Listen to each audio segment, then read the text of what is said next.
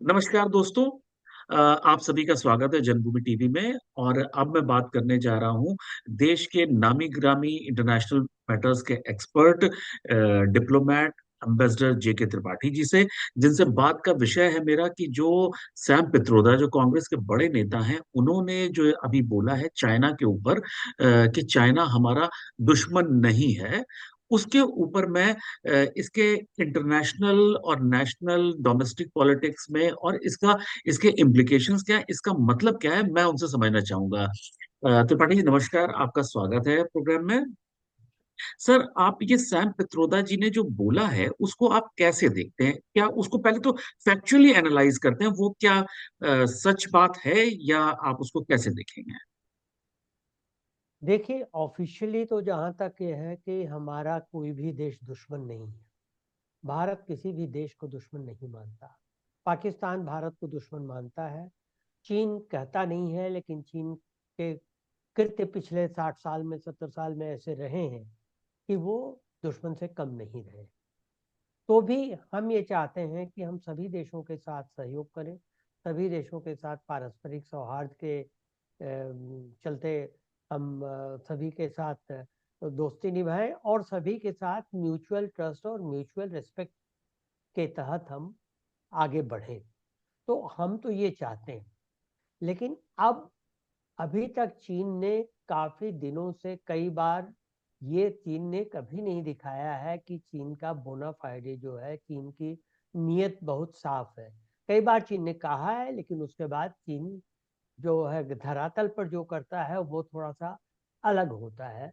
और कई बार तो ऐसा हुआ कि चीन ने कभी कुछ कहा है, बहुत अच्छा वाइब दिया है, बहुत अच्छा सिग्नल दिया, उसके बाद तुरंत बाद कुछ ऐसी कारगुजारी कर दी है कि वो भारत के हितों के खिलाफ होता है। तो इसके लिए हम चीन को भी उतना दोषी नहीं मानते, क्योंकि चीन की अपनी विदेश नीति है लॉन्ग रन में। तो वो जो है, शी जिनपिंग ने आते ही कहा था 2013 में कि हम मिडिल किंगडम फिर से बनाना चाहते हैं, यानी 2000 साल पहले जो चीन का राज्य था एशिया में काफी देशों में, उसको हम फिर कायम करना चाहते हैं। तो वो अपनी उस नीति के हिसाब से चल रहे हैं। लेकिन हमारी नीति से वो वहां पर आ, टकराती है जहाँ कि हम अपनी स्ट्रेटेजिक ऑटोनॉमी की बात करते हैं और हम ये कहते हैं कि हम अपने देश की सीमाओं पे और अपने लोगों के हित पे ही के लिए ही काम करेंगे। जैसा कि आपने सुना होगा, डॉक्टर जयशंकर ने अभी म्यूनिख सिक्योरिटी कॉन्फ्रेंस जो खत्म हुई उसमें उन्होंने यही कहा कि हम तो अपने हित के लिए काम करते हैं। तो जी, अच्छा आप सर, कुछ एक कहें। चीज के ये जो सैम पित्रोदा जी की अपनी प्रोफाइल है, उसको देखते हुए क्या आपको लगता है कि उनका ये जो स्टेटमेंट है कि चीन हमारा दुश्मन नहीं है, उसका कोई मायने है? ये क्या वो उस पद पे आसीन है कि उसे बोला, उनके बोलने को हम बहुत ज्यादा। देखिए, सैम पित्रोदा भारतीय राष्ट्रीय कांग्रेस के विदेशी विंग के, मतलब यूएस में जो कांग्रेसी हैं उनके आ, वो अध्यक्ष हैं। एक एक तरह से समझ लीजिए कि उसकी एक ब्रांच है इंडियन नेशनल कांग्रेस की। लेकिन सैम पित्रोदा का ये बोलना, आप ये भी उनका बैकग्राउंड भी देखिए कि वो राजीव गांधी के बड़े अच्छे मित्र रहे हैं।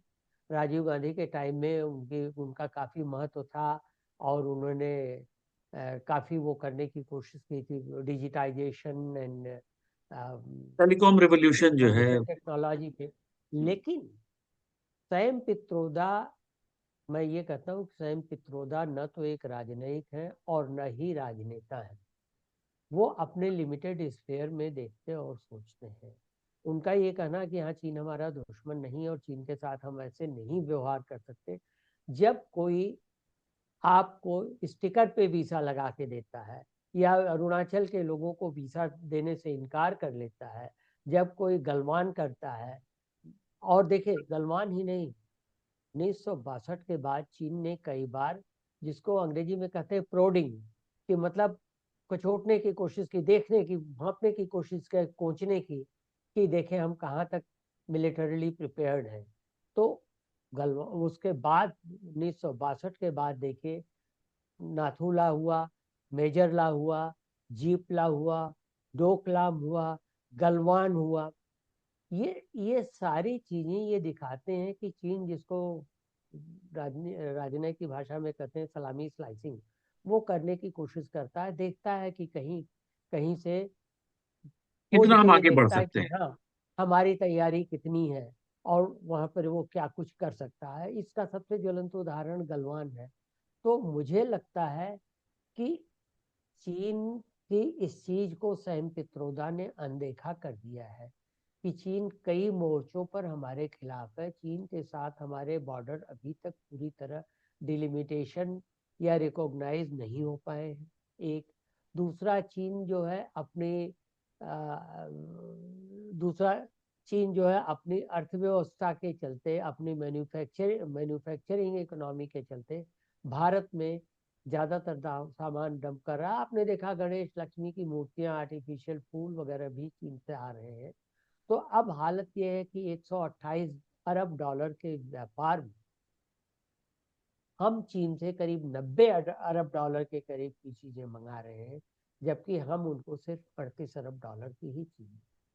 और चीन की कंपनीज का देखिए आप, मोबाइल फोन की इंडस्ट्री में आप देखिए चीनी कंपनीज यहाँ है।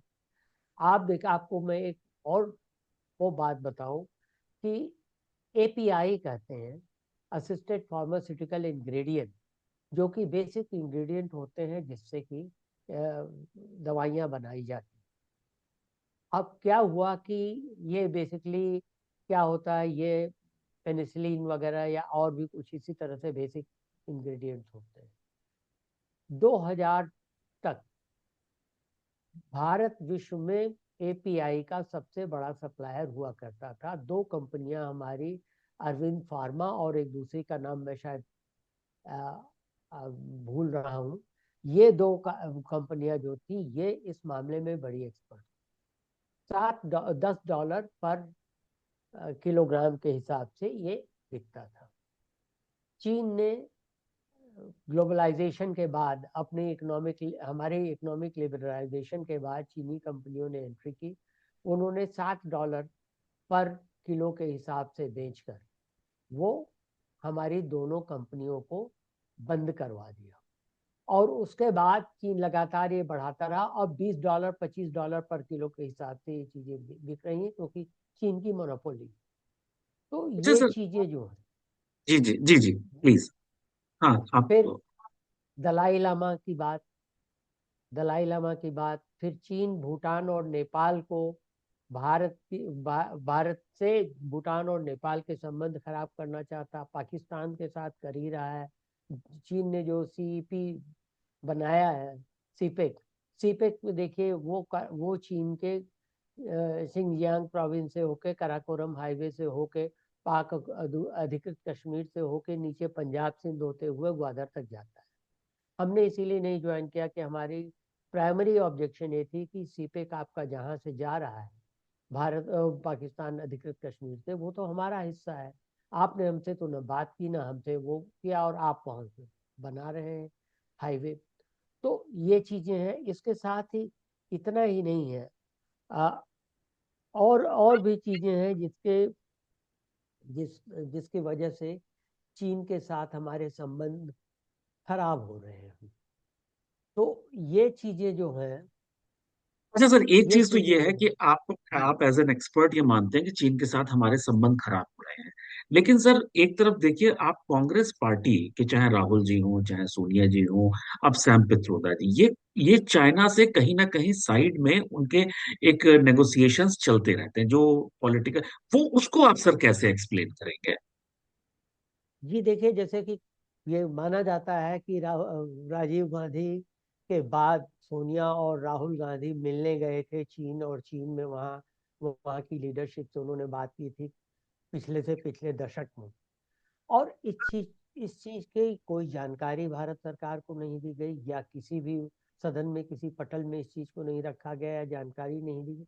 तो ये सीक्रेटिवनेस जो है, ये एक दिमाग में शंका पैदा करती है कि एक तो आप किस हैसियत से वहां गए। अगर आप एक, ठीक है, पॉलिटिकल पार्टी के लीडर की हैसियत से वहां गए, तो आपने जो बातें वहां पर की वो आपको बताना चाहिए था। और आप खुद न बताते तो जो अगर पूछा गया हो कई बार कई पटलों पर, तो आपको उसको जाहिर करना चाहिए था, उसको जाहिर नहीं किया गया। और अभी आपको ध्यान होगा कि जब गलवान हुआ था, तो राहुल गांधी ने बड़ी विचित्र सी बात की थी। वो गए थे, चीन के एम्बेसडर से मिले थे, और उन्होंने कहा था कि मैं डोकलाम पे, उसपे गलवान घाटी पे मैं अ, असल बात जानना चाहता हूँ, इसलिए मैं चीन के एम्बेसडर से मिला। ये मुझे बड़े ताज्जुब की बात लगती है कि आप अपने सरकार, अपने विदेश मंत्रालय, अपने डिप्लोमेट्स, अपने मिलिट्री के ऑफिसर्स जो वहाँ पोस्टेड है, उनके बजाय आप चीनी एम्बेसडर के पास जाते हैं, वहाँ से ये कहने की हम सही चीज मालूम करना चाहते हैं, जैसे बाकी सारी चीजें जो हमारी एजेंसीज ने, जो सरकार ने, जो हमारी आर्मी ने कहा है वो गलत है, और उसमें कुछ खामी है। तो और राहुल, ये सैम पित्रोदा इन लोगों के हमेशा साथ रहे हैं, तो उनकी नियत पे तो सवाल उठना वाजिब है। अच्छा सर, इसका जी। आप इसको क्या समझते हैं? क्या इसका क्या राजनीतिक लाभ देश में और विदेश में? ये क्योंकि हमेशा से ये माना जाता रहा है कि कांग्रेस पार्टी की राजनीति देश के इंटरनल सिस्टम से ज्यादा वो रही है विदेशों के में अपने जो है, चाहे वो हथियारों की खरीद फरोख्त में रही हो, चाहे मतलब ऐसे आरोप भी लगे हैं। तो क्या इनका एम क्या रहा? इसको आप कैसे एनालाइज करते हैं? इसमें इनको लाभ क्या है, क्या फायदा है? देखिए, अब मनमोहन सिंह से पहले तो राजीव गांधी के समय में जो ये चीज शुरू हुई थी बोफोर्स के बाद, तो बोफोर्स में तो कोई दम नहीं है। दम इसलिए नहीं है कि बोफोर्स में आप कितना भी कुछ करें, आप उसकी तह तक जा ही नहीं सकते। मैं स्वीडन में खुद पोस्टेड रहा हूँ, और मैंने वहाँ पर इस मामले में, बोफोर्स के मामले में, मैंने स्वीडिश गवर्नमेंट से भी, उनके अधिकारियों से भी बात की है। उनका साफ कहना था कि साहब, हमारे यहाँ रिश्वत देना अपराध नहीं है, रिश्वत लेना अपराध है। तो बोफोर्स के मामले में तो हमने रिश्वत ली नहीं है, इसलिए कोई अपराध नहीं, इसलिए हम किसी जांच में कोई सहयोग नहीं कर सकते। अगर हमने दी है या नहीं दी है उसका कोई मतलब ही नहीं है, क्योंकि बात वहीं खत्म हो जाती। तो इसीलिए स्वीडन ने साफ इनकार कर दिया था। तो इस सिलसिले में ये बच गए। लेकिन तब भी देखिए, राहुल गांधी के समय में भी आपको ये लगता है कि अगर कुछ होता है तो राहुल गांधी तुरंत विदेश की ओर भागते हैं, वहां पर एक बयान देते हैं, किसी यूनिवर्सिटी में, किसी एनजीओ में, किसी थिंक टैंक में, किसी ऑर्गेनाइजेशन में बातचीत करते हैं, और भारत की सरकार को जी भर के गालियां निकालते हैं। तो इसका मतलब क्या है कि जिनका आधार भारत में कम हो रहा है देश में, वो बाहर अपने आधार को जो भी रहा है मजबूत करने की कोशिश कर रहे हैं। हालांकि इससे कोई फर्क नहीं पड़ेगा, क्योंकि आधार तो देश में मजबूत होना चाहिए। लेकिन ये एक तरह से हारे को हरिनाम वाली बात हो जाती है। तो इसलिए जी। अच्छा सर, ये जो इस समय जो अमेरिका में नई सरकार आई, और जिस तरह से चाइना भी एक सुपर पावर है और इंडिया एक सुपर पावर है, मतलब बड़ी पावर है, सुपर पावर ना कह के एक बड़ी बड़ी शक्तियां हैं, हो इन रहे तीनों हैं। का जो समीकरण है उसको आप कैसे देखते हैं? और ये जो कांग्रेस का स्टैंड है, क्या इसका कोई मतलब है इस नई इक्वेशन में? देखिए, मेरे आपके दूसरे सवाल का जवाब पहले मैं दे दूं। कांग्रेस का जो स्टैंड है उसका कोई मतलब नहीं रह जाता, क्योंकि अगर कल को हम चीन के साथ कोऑपरेट करने लग जाएं, जैसे कई कई क्षेत्रों में हम कर रहे हैं, मैं बताऊं आपको। एक तो ये हमारे और चीन के बीच में समझौता हुआ है कि हम innovation in science and technology के लिए हम ज्वाइंट रिसर्च वर्कशॉप हमने बनाई हुई है। नेस्कॉम ने चीन में तीन तीन शहरों में आईटी पार्क स्टेब्लिश किए हैं। 10 जोड़ी सिस्टर यूनिवर्सिटीज हैं हमारे और चीन के बीच में। और यूनान यूनिवर्सिटी एक पहली यूनिवर्सिटी थी विदेश की जिसने कि योग में मास्टर्स डिग्री के लिए कोर्सेज शुरू किए हैं। और इसके साथ वहाँ पर करीब 1 लाख भारतीय रह रहे हैं, ज़्यादातर स्टूडेंट्स हैं चीन में। AIIB एशियन इन्वेस्टमेंट के लिए जो बना था, उसके हम फाउंडिंग मेंबर्स हैं। WTO में हमारे स्टैंड एक साथ मिले हुए हैं। क्लाइमेट चेंज में क्योंकि अमेरिका क्लाइमेट चेंज का विरोध कर रहा है, तो हम अब क्लाइमेट चेंज में हम WTO में हम और चीन साथ साथ में हैं। तो ये चीजें तो हैं।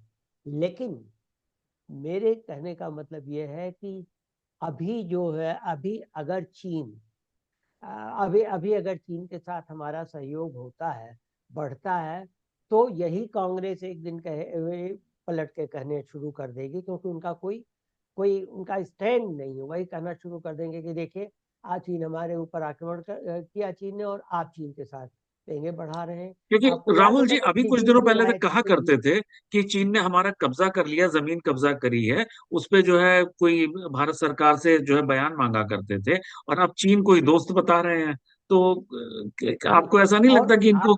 आप देखिए, कोई सैम पित्रोदा से पूछे कि अगर ऐसी भी चीज है, तो जब शी जिनपिंग भारत आए थे, तो आप लोग क्यों कह रहे थे कि मोदी तो झूला झुलाते हैं उनको और कोई फायदा नहीं हुआ उनसे, उनसे दोस्ती का हाथ मिलाते हैं। तो एक और, तो आप दोस्ती का हाथ मिलाया जाए तो आप कहते हैं क्यों मिला रहे हैं, न मिलाया जाए तो आप कहते हैं चीन के साथ कोऑपरेट करना चाहिए, चीन हमारा दुश्मन नहीं है। तो ये दो मुही बात है। और ये इसको मजे की बात यह है कि ये लोग खुद नहीं समझ रहे हैं, लेकिन जनता समझ रही है, प्रबुद्ध वर्ग समझ रहा है कि कांग्रेस ये दोहरी बात क्यों एक ही बार में कैसे कह दे रही है।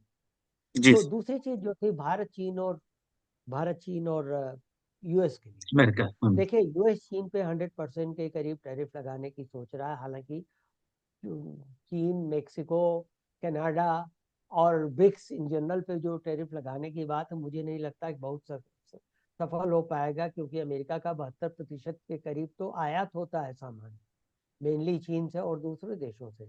अगर टैरिफ लगाएंगे तो वहाँ चीज़ों के दाम बढ़ जाएंगे, और चीज़ों के दाम बढ़ जाने से आपके पास इंडस्ट्री है नहीं, तो इन्फ्लेशन शुरू होगा, वहाँ की जनता मार झेलेगी।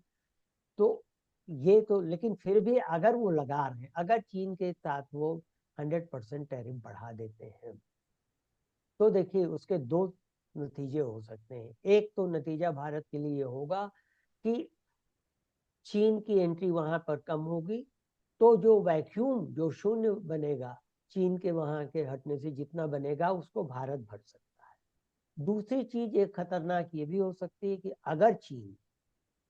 अगर अगर चीन के ऊपर आपने टैरिफ लगा दिया, तो चीनी मैन्युफैक्चरिंग जो है वो कोशिश करेंगे कि भारत सबसे ज्यादा जनसंख्या वाला देश है, वहां और अपने सामान भेजे जाए, जिसके लिए हमें सतर्क रहना पड़ेगा, क्योंकि उनकी मैन्युफैक्चर्ड प्रोडक्ट कहीं ना कहीं तो खपाना होगा उनकी जी। इकोनॉमी के लिए।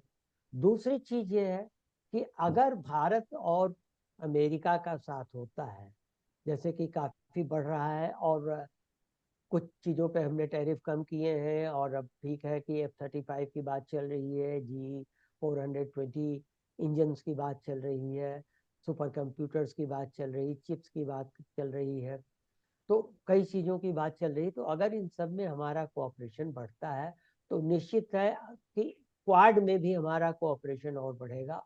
और चीन जो कभी कहा करता था कि क्वाड तो एक समुद्री फेन की तरह है, कभी भी खत्म हो सकता है, अब वो डरेगा और वो ज्यादा अपने रिएक्शन देने शुरू करेगा। आपने देखा भी है कि चीन की हालत अभी ऐसी है कि जैसे चारों ओर से घिरे हुए एक जख्मी शेर जैसे, कि वो तो घिरा हुआ है जख्मी, वो निकलने का रास्ता ढूंढ। तो सर, इससे आपकी बातों से जो समझ आता है ये है कि कांग्रेस जिस तरह से पार्टी सीटों के मामले में अपने बुरे हाल में चल रही, उसी तरह से वैचारिक रूप से भी उनको क्लैरिटी नहीं है कि उन्हें कहाँ जाना है, क्या करना है। बिल्कुल, क्योंकि अब देखिए, सैम पित्रोदा ने जो कहा उस पर अब जयराम रमेश ने साफ साफ कह दिया कि साहब वो उनका व्यक्तिगत बयान है, हमारा उससे कुछ लेना देना नहीं है। तो पार्टी का एक तबका तो ये मान रहा है, जो भारत में, देश में महत्वपूर्ण तबका, वो मान रहा है कि इनकी बात का कोई अर्थ नहीं है। लेकिन दूसरा तबका जो है, उसको भी ये नहीं कर, उसको क्रिटिसाइज भी नहीं कर सैम पित्रोदा को, उस वो कहे जा रहे हैं कि नहीं, ऐसा नहीं, ऐसा होना चाहिए। तो कांग्रेस में खुद ही अभी वैचारिक द्वंद्व है, उन्हें, जी। उनको खुद पता नहीं कि क्या करना है। तो सर, आप हमारे प्रोग्राम में आए, बहुत बहुत धन्यवाद आए आपका। और ऐसे ही अंतर्राष्ट्रीय मामलों में आपके साथ बहुत जल्दी जल्दी हम लोग जुड़ते रहेंगे और दर्शकों को उसका लाभ पहुंचाते रहेंगे। बिल्कुल। धन्यवाद।